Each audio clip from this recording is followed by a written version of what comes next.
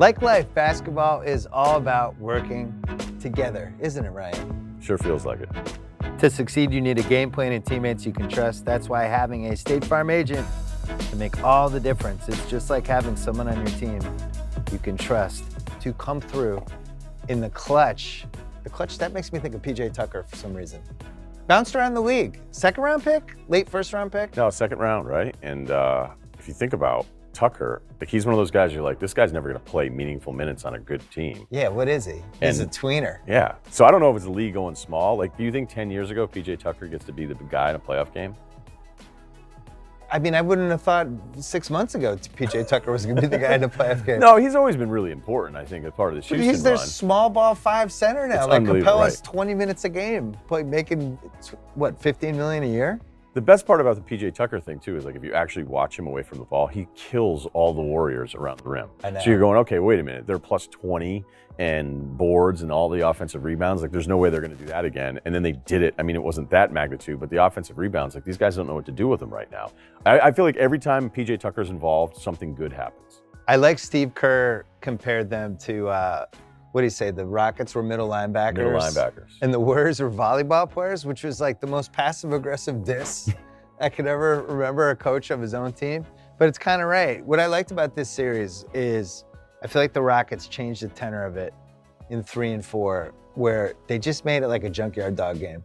Just like super physical, very Patrick Beverly-ish, but the whole team was playing like that.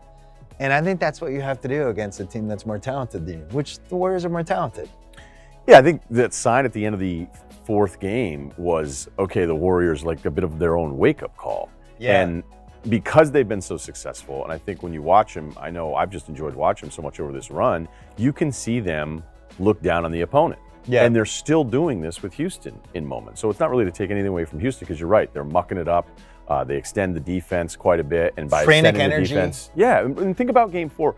It still felt like everything Houston was doing was crisper, and it wasn't just defense. It wasn't just the physicality. But then the Warriors have this habit of, I think, because you would think after the 3-1 lead to Cleveland, they would never just assume everything's going to work out for them. Right. But they still play as if everything's going to work out for them. So I still think that they're a better team. But Houston, in 2 years here now, feels like they're doing the impossible when no one thought that anyone would really be able to challenge this team. I know that you picked them. You picked the Rockets, right? I picked them, but after they lost the first 2 games, I just thought, all right, they're not going to beat them 4 out of 5. That's not realistic.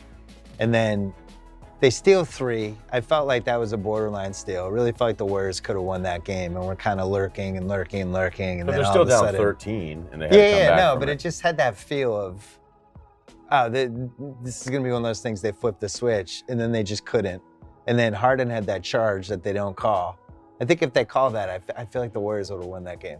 It was like the Rockets were ready to give it to them, and then that happened, and all of a sudden now they have all this momentum, and I think they figured out what to do, at least in the series. Now, if I'm the Warriors, I at least like the shots I'm getting. You know, like Clay missed a lot of, I felt That's like one of the shots worst that he games. made. Yeah, I mean, you're looking at Game 3 as Steph's worst playoff game in a long time. Because Yeah. I still think that some of the Steph stuff, like he's been bad, and then you go back and look at it all and you go, has he really been that bad? But he was bad. He was terrible by his standards in Game 3. Right. Clay was atrocious in Game 4. He was bad. And I can also see Clay's frustrations with it too. So it's not just that he's missing shots. It's almost like I might as well shoot this one now because I don't know when it's going to be me. And I think that's on Kerr a little bit. I think that's on Curry and those guys a little. Well, but they never lose faith, though. It's one of those things, like if Clay's not feeling it or Curry's not feeling it, they'll still run the same plays for them and just assume the next one's going in. But I didn't feel that way with Clay. Sometimes you can just tell he doesn't have it. But I do. You know? I think with Game 4, though, I don't know that they were running stuff where you go, this is going to be your shot. It felt like it was stuff where it was kind of leftovers a little bit in Game 4. But you're right, they never lose faith. They were shading Durant, and they were basically like, it was weird. The Rockets were like, we're actually okay with open Clay 3. You know, we'll try to rotate and get there in time, but if he takes them, he takes them. They just didn't want Durant. The most interesting thing that's happened in these Houston games from a defensive standpoint in Houston, it's clear they just don't want Durant to destroy them. You know, you can see things are just shading, especially when he starts to feel it, where they're like, all right, we'll live with the Iguodala wide open corner 3, which isn't something they would have, I feel like, given up completely in the past. And even with the Draymond stuff, which I thought was a really I don't know if that'll be there for him in Game 5, but at the end of Game 4 where he decides, I'm just going coast to coast every time, because if you're going to play off of me and I can get going downhill, like I'm actually not going to kick it out to these other guys like I normally do. And then if we haven't gotten to it yet, and I know I should have, I feel like Eric Gordon's never going to miss a shot right now. I know, he's in that zone. It's stupid, and It's funny how this happens in the playoffs. Yeah. Like, I mean, going back to like Mike Bibby in 2002, sometimes he's the second best guy, third best guy in a team, just becomes lights out for 3 rounds, and it feels like he's there. Circling it back to Tucker though, and then we'll wrap it up. It strikes me like the kind of game he has, where it's like it doesn't make sense to either of us that this could be the crunch time 5 against this iconic Warriors team, but he's the guy when you play pickup. He's the guy who's just like getting every rebound and touching everything and getting in everyone's way. He's out there all day. And he's just like, God, that guy's team won again? Yeah. Jesus.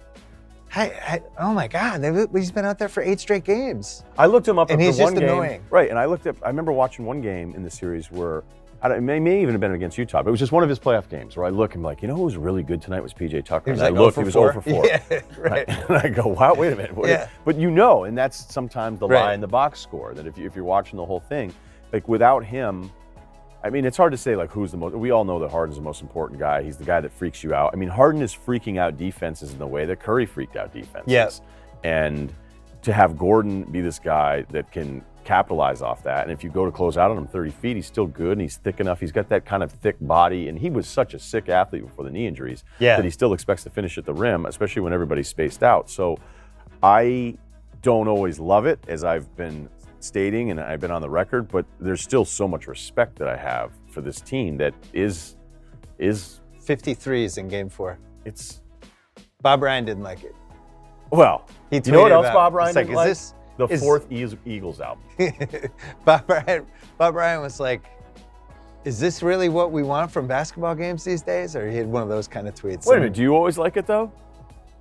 I've given up on the 3, so yeah. The one thing that shocked me in this series, Curry in the second half of Game 4, there's one play where they rotate around and he ended up with like an 18-footer, wide open.